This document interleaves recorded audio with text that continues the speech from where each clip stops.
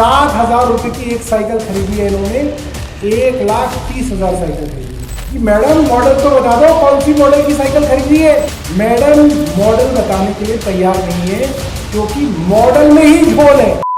रेखा गुप्ता की सरकार पर घोटाले का आरोप लगा है। आरोप विद्या वाहिनी योजना के तहत 9वीं कक्षा तक की छात्राओं को साइकिल देने में करोड़ों के हेरफेर का है। घोटाले का अमाउंट 90 करोड़ बताया जा रहा है, जो कि गलत है। अमाउंट कम है लेकिन है करोड़ों में ही। आम आदमी पार्टी भाजपा पर हावी है। भाजपा ने जवाब दिया है लेकिन उसमें से मेन आंसर ही मिसिंग है। कहाँ गड़बड़ है, क्या आरोप हैं और अब तक क्या कुछ पता चला है, आज इस वीडियो में बात इसी की। लेकिन उससे पहले ये समझ लेते हैं कि आखिर इस फसाद की जड़ यानी विद्या वाहिनी योजना आखिर है क्या।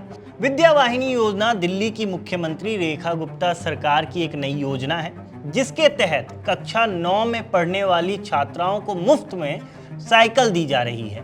योजना की शुरुआत 31 जुलाई 2026 को हुई। सरकार का लक्ष्य है कि करीब 1,40,000 छात्राओं को चरणबद्ध तरीके से साइकिल दिया जाए। पहले चरण में 3,000 से ज़्यादा छात्राओं को साइकिल बांटी भी जा चुकी है।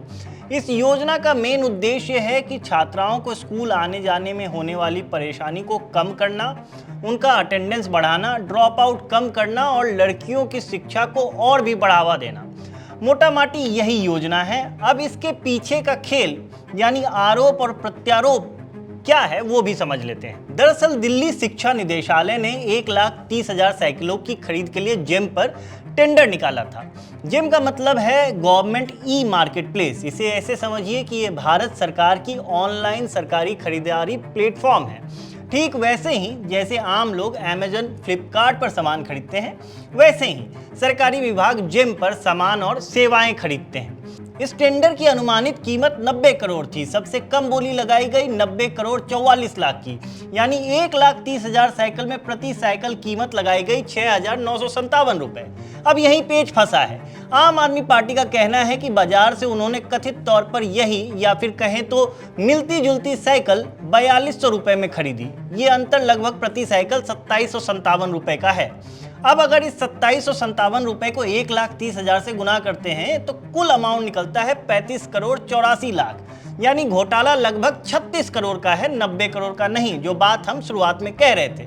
लेकिन इससे बीजेपी को क्लीन चिट नहीं मिल जाती है, क्योंकि बात यही नहीं रुकती है। जेम के टेंडर में कुल 3 कंपनियों ने बोली लगाई, एवॉन साइकिल्स, हीरो इकोटेक और मट्टा स्पोर्ट्स। इसमें सबसे कम बोली मट्टा स्पोर्ट्स ने लगाई तो टेंडर उसको मिल गया। पेच यही है। मट्टा स्पोर्ट्स के बारे में कहा जा रहा है कि ये कंपनी खुद साइकिल बनाती भी नहीं है, तो फिर ऐसी कंपनी को टेंडर दिया ही क्यों गया जो खुद साइकिल नहीं बनाती, जबकि बोली में ऐसी कंपनियां थीं जो खुद साइकिल का प्रोडक्शन भी करती हैं। दूसरी बात ये कि बात स्काइलर मॉडल के साइकिल को देने की हुई थी, मगर साइकिल का मॉडल बॉनफायर है, जिसमें स्काइलर के मुकाबले खूबियां कम हैं और उसका दाम भी कम है। स्काइलर मॉडल मार्केट में अब मिलती भी नहीं है। सौरभ भारद्वाज ने तो चैलेंज कर दिया कि पूरे दिल्ली में ये कहीं मिलेगी ही नहीं। आम आदमी पार्टी के नेता सौरभ भारद्वाज यहीं नहीं रुके। एक स्टेप आगे जाते हुए एक साइकिल मिस्त्री को बुलाकर उससे साइकिलों का अंतर भी लोगों को समझवा दिया। मिस्त्री ने 2 साइकिल, जिसमें एक नॉर्मल साइकिल थी और एक सरकारी, को एक साथ रखकर उनके बीच का अंतर बताया।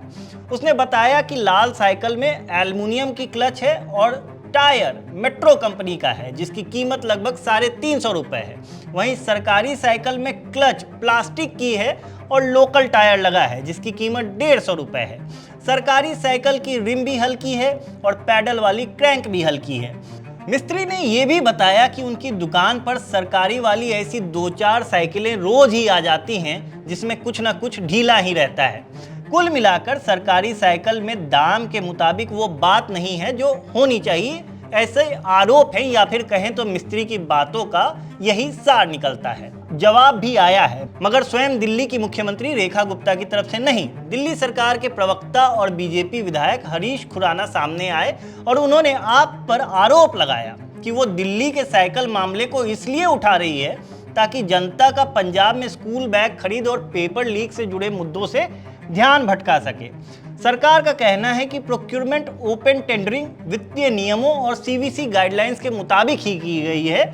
यानी बीजेपी का दावा है कि किसी खास कंपनी को फायदा पहुंचाने के लिए टेंडर नहीं बनाया गया था। हालांकि सरकार के इस जवाब में इस सवाल का जवाब अब तक नहीं मिल पाया है कि सरकार ने वास्तव में कौन सा एग्जैक्ट मॉडल खरीदा और छात्राओं को कौन सा मॉडल दिया गया, क्योंकि कुल मिलाकर देखा जाए तो यही आरोप हैं कि महंगी स्काइलर मॉडल की जगह सस्ती बॉनफायर मॉडल की साइकिल दे दी गई है, वो भी स्टिकर चिपका के।